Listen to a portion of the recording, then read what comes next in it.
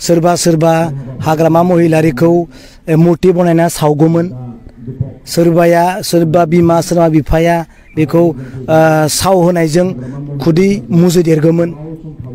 बेफोर गासैनिफ्राय हाग्रामा महिलाया दिनै बासायबाय 50टाल' पस्ट आरो अफिसाराबो 50 जननि लादों इएमआबो 50 जननि फैसा लादों दा रिजाल्टआ होनो हाला गन्डगल जानानै थाबाय दा बेफोरनो प्रमान बे इउपिपिएल सरकारा जे मोनसे कराप्टेड सरकार बिनो फोरमान खालामो गुबुन गुबुन दिनफोरनि बादि दिनैबो नोंथांमोननि थाखाय मोनसे भिडिअ लानानै फैबाय आसा खालामो नोंथांमोन बयबो भिडिअखौ जोबजासिम नायगोन दा भिडिअखौ जागायनायनि सिगाङावनो बयनिसिमबो आंनि अननाय आरो सिबिनायखौ जासिहरबाय बेजों लोगोसेयैनो आसा खालामो नोंथांमोन बयबो मोजाङै दं आरो अरायबो मोजाङै थागोन आरो बेजों लोगोसेनो मिजिंथिबावो जे सोरबाफोर चेनेलाव गोदानै नुजाथि फैदोंब्ला एबा चेनेलखौ जुदि मोजां मोनदोंब्ला साबस्क्राइब खालामनानै लागोन होननानैबो आसा खालामबाय दिनैनि आयदाफोरनि गेजेराव जाहैबाय नैबे समाव एबा बिटिआर एग्रिमेन्ट जाखांनायनि उनाव हाग्रामा महिलारि बिथाङा जुदि बिटिसिनि एबा बिटिआरनि चिफ जायोमोनब्ला रायजो राजाफ्रा हाग्रामा महिलारिखौ जोबोद मुगैगौमोन जोबोद नासयगौमोन जोबोद साव होगौमोन आरो फुथुला खालामनानै सावगौमोन मानोना बिटिआर एग्रिमेन्टआव जेरैबायदि एग्रिमेन्ट जादोंमोन बिटिआर एग्रिमेन्टआव जायफोर दफाफोरखौ लानानै एग्रिमेन्ट खालामनाय जादोंमोन बैफोर दफाफोरा दासिमबो मोनसेबो मावफुंजायाखै आरो उनावबो मावफुंजानायनि लामायाव गैया बिनिखायनो हाग्रामा महिलारिया जुदि बे समाव बिटिसिनि बा बिटिआरनि चिफ जायोमोनब्ला गासैबो दायनिगिरिया हाग्रामा महिलारिनि जागौमोन आरो गासैबो रायजो राजाफ्रानो हाग्रामा महिलारिखौ दस हमगौमोन एबा दाय हमगौमोन दा बेफोर गोख्रों बिबुंथिफोरखौ बुंदों बिटिसिनि कन्ट्रेक्टर एसोसिएशननि गाहाय नेहाथारि बिक्रम दैमारि बिथाङा अब्ला भिडिअखौ एसे नायदिनि हाग्रामा महिलारिया बिटिआर गभर्नमेन्टखौ सालायनो मोनियाव रायजोनि नोजोरनिफ्राय गाज्रि नोजोरनिफ्राय बासायबाय बा रायजोजों होसोजानांगौनिफ्राय हाग्रामा महिलारिया बासायबाय बे बिटिआर गभर्नमेन्टखौ सालायनो मोनियाव रायजोआ बिथांखौ साव होगौमोन दुलाराय बर' रायजोआ बिथांखौ जाति द्रुहि होनना बुंगौमोन सोरबा हाग्रामा महिलारिखौ मुर्ति बनायना सावगौमोन सोरबा बिमा सोरबा बिफाया बेखौ साव होनायजों खुदै मुजुदेरगौमोन बेफोर गासैनिफ्राय हाग्रामा महिलाया दिनै बासायबाय होनना बुंदों आं रायजोनि सिगाङाव मानो थाखाय खारन बिटिआर एकर्डनि दफाफोरा जेथु मोनसेबो साक्सेसफुल जाला नङा होमबा बे साक्सेसफुल जायैनि दायनिगिरिया जेब्ला हाग्रामा महिलार गभर्नमेन्ट खालामगौमोन हाग्रामा महिलारिया दायनिगिरि जागौमोन आं नाम्बार 1 आव बुंदों एकर्डनि उनावबो रन्जन दैमारिजों लोगोसे जिफोर बिनि सोद्रोमाफोर दासिमबो जोबथेसालियाव दङ बिथांमोना जोबथेसालियाव थानांनायनि दाया हाग्रामा महिलारि जायामोनबा जागौमोन हाग्रामा महिलारि दाय जागौमोन जे एकर्ड जानायनि उनाव नों मानो रन्जनजों लोगोसे केदारफोरखौ मानो जेलनिफ्राय नों दिहुनाखैसै दायनिगिरि हाग्रामा जागौमोन नङा होमबा नाम्बार 1 आव मानो एकर्डआव थाखानाय सासे सिगनेटारिखौ नों मानो जोबना दोनखो दायनिगिरि हाग्रामा जागौमोन मुगैगौमोन हाग्रामाखौ बिनिफ्राय हाग्रामाया दिनै बासायबाय नाम्बार 2 आं बुंदों सनितपुर बिश्वनाथखौ लानानै जा सिमां दङमोन हाजारटानि खाथियाव गामि सोसननायजों रुजु रुमु मोनसे फुल प्लेजेड डिस्ट्रिक्ट आरो फुल प्लेजेड मोनसे बिटिआर एकर्डआव थानाय बायदि गामि बारायनानै मोनसे संसारनि खोथा दंमोन नाथाय बेबायदि दासिमबो दिनै जायाखैसै बिनि दायनिगिरि हाग्रामा जागौमोन होनना बुंदों बै सनितपुर आरो बिश्वनाथनि रायजोफोरा हाग्रामानि मानसि होनब्लानो बिपिएफनि मानसि होनबानो होसोगौमोन नङा होमबा बेफोरनिफ्राय दिनै हाग्रामा महिलारिया बासायबाय नों दिनै एकर्डआवनो दोङो जे न'खराव साफा साख्रि होनाय जागोन बे बुंदों एकर्डआव दोङो जे पारामिलिटारि आर्मि पुलिसाव फ्रि रिक्रुटमेन्टजों कनसिडारेसन खालामनानै सेंग्रा सिख्लाखौ जों मेनेज खालामनाय जागोन होनना एकर्डआव दोङो नाथाय दिनैसिमबो बे जायाखैसैब्ला हाग्रामा महिलारि जुदि गभर्नमेन्ट खालामनायमोनब्ला दायनिगिरि हाग्रामा जागौमोन बिमा बिफाया सावगौमोन जे नों मानो एकर्डआव थाखानायखौनो पारामिलिटारियाव एनडिएफबिफोरखौ मानो साख्रि सोआखैसै मानो जेलनिफ्राय दिहुनाखैसै मानो इयुथफोरखौ मानो नोङो साख्रियाव थिसननो हायाखैसै एकदावनो दोङोमोन नों दायनिगिरि होननानै हाग्रामा महिलाखौ दिनै रायजोआ बुंगौमोन बेनि थाखाय हाग्रामा महिलाया दिनै बासायबाय होनना आं रायजोनि सिगाङाव बुंदों हाग्रामानि समाव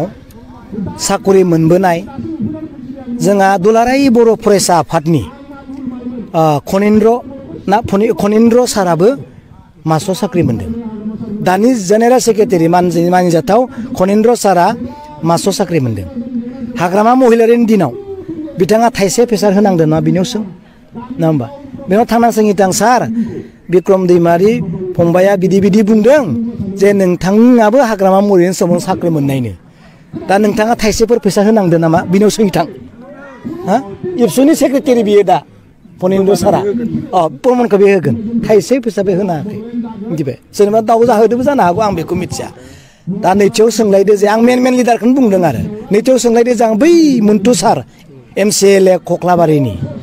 बिनि बिसियाबो हाग्रामा महिलारिनि दिनावनो आरो बिनि लोगोआ साकरि मोनदों मास्टार मोनदों 600 जोंना बेसेबां मोनदों थाइसे फैसा होनाङाखै बिनियाव सोंदों मन्टु सारनि बायद'नियाव सोंहै थांदो नोंथाङा फैसा होनांदोंमोन नामा हाग्रामा महिलारिनि समाव साकरि होनायाव सोंहै थांदो बिथाङानो माबा जागोन बुंना साखि जागोन आरो होनांना होनाखै आं प्रुफखौसो होदों खनिन्द्र साराथ' थगायाना होनाखै होनाङि बुंगोन जा मन्टु सार MCLAनि हिन्जावाथ' बिसियाथ' थगायाना मैद'आ होनाखै होनाङि बुंगोन आं प्रुफखौसो बुंदों आंनियाव सोंनाङा आरो बिसिनियाव सोंबानो मिथिगोन बेखिनि खोथा जेखि जाया जों लुबैदों प्रमद बर'आ मावथों सार बिथाङा मावनो हानायखौसो जों लुबैदों आं माखौ बुंदों दाखालिबा बुंदों एकर्टआव थानायखौनो नों माव बै मुम्बाइआव गेस्ट हाउस बानायनो नागिरदों एकर्टआव दङ मुम्बाइआव गेस्ट हाउस मोनसे बानायनाय जागोन बानायदों होनबा बायाखै नों हाग्रामा महिलारिनि दिनाव बेसेबांबा 7-8 स्टेटआव गेस्ट हाउस बानायजोब्बाय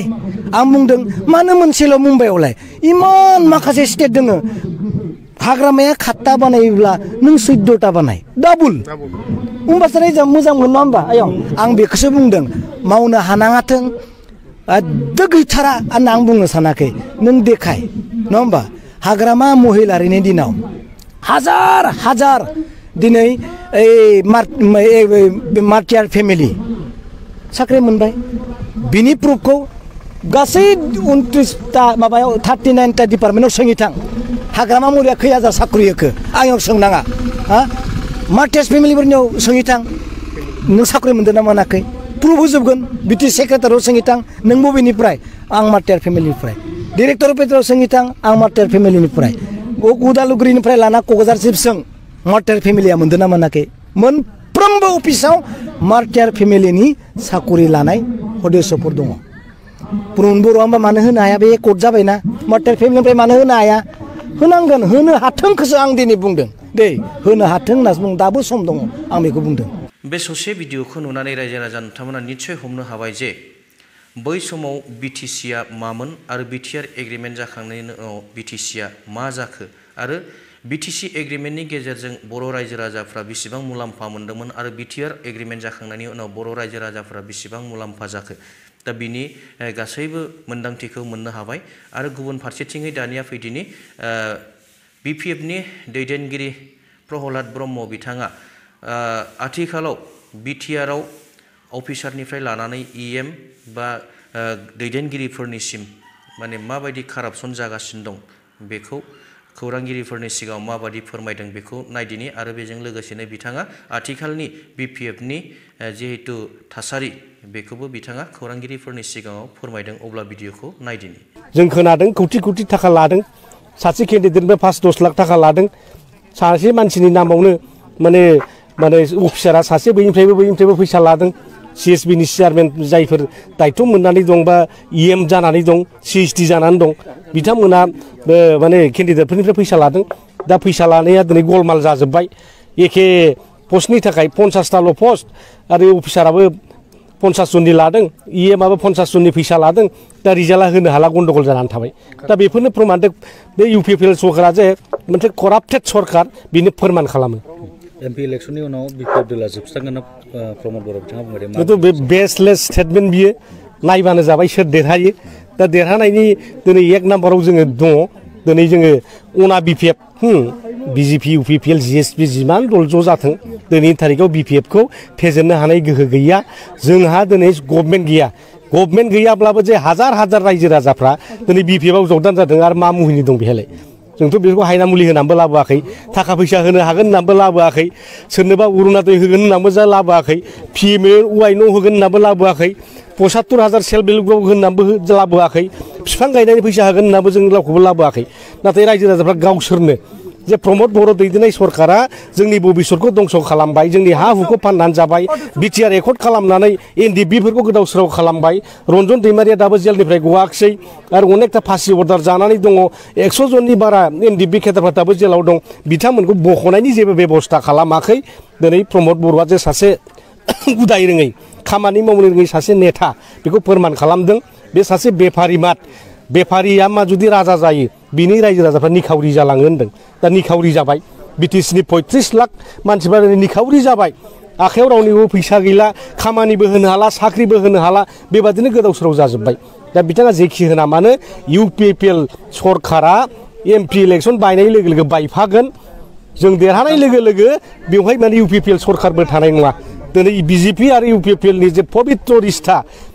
बे एमपि इलेक्सनावनो बिथांमोनहा फाथिलाय बिसिलायनाय जागोन आं बेखौ दिनै बुंनो हायो रायजो राजाफोरनिसिम बे गासैबो गोलाव भिडिअखौ नायनानै रायजो राजा नोंथांमोना निस्सय एसेब्लाबो हमनो हाबाय जे आथिखालाव बिटिआरआव बा बिटिसिआव माबायदि जागासिनो दं आरो उनाव माबायदि जालांगोन जे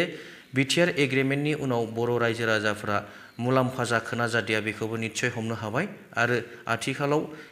माबायदि बबे राजनितिक दोलोजों हेफाजाब होयोब्ला जोंनि भबिष्यतआ मोजां जाहैगोन बेखौबो निस्सय हमनो हाबाय दा दिनैनि भिडिअखौ गोलाव खालाम सानाखिसै जायफोर बिथांमोना भिडिअखौ जोबजासिम नायबाय रोजा रोजा साबायखर थाबाय दिनै एसेनोसै उननि भिडिअ लोगो मोनगोन थेंक इउ गोजोन्थों।